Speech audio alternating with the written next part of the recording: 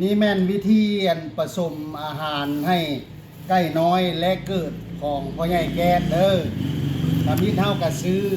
ว่าอาหารไก่น้อยนี่มาถุงหนึงซื้อข้าวป่ายนี่มาถุงหนึงซื้อหำนี่มาถุงหนึงแล้วเฮาก็มาผสมเข้ากันบัดนี้อันนี้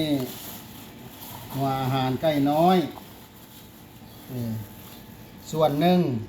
เทาะลงนี้แล้ววันนี้เราก็มาตักเอาเข้าปลายส่วนหนึ่งเทาะลงนี้แล้วก็มาตักเอาห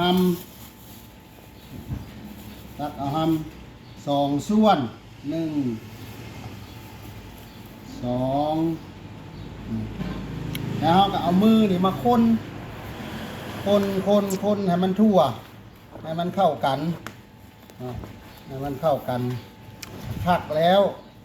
เอากะจึงเอาไปให้ไก่น้อยเล็กเกิดกินเอาผสม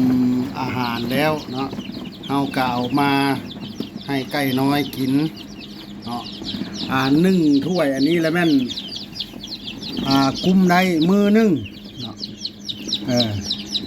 ไก่น้อยอยู่นี่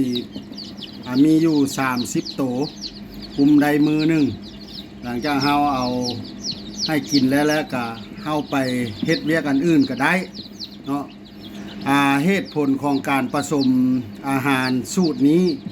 ก็มีอยู่3ข้อที่ได้รับอันที่1เฮ็ดให้ไก่นี่ใหญ่ไวอันที่2ขี้มันบ่เหม็นบ่แหลวขี้เป็นก้อนเพราะว่ามันได้กินหำเข้าไปเนาะอันที่3ก็ถือว่าเฮ็ดให้ไก่นี่ลึงกินหำแต่ยังน้อยเวลามันใหญ่ขึ้นมาเฮาก็เอาหำเกลือแล้วก็มันจะลึงเลยมันจะบ่ตายมันจะแข็งแรงเลยเนาะ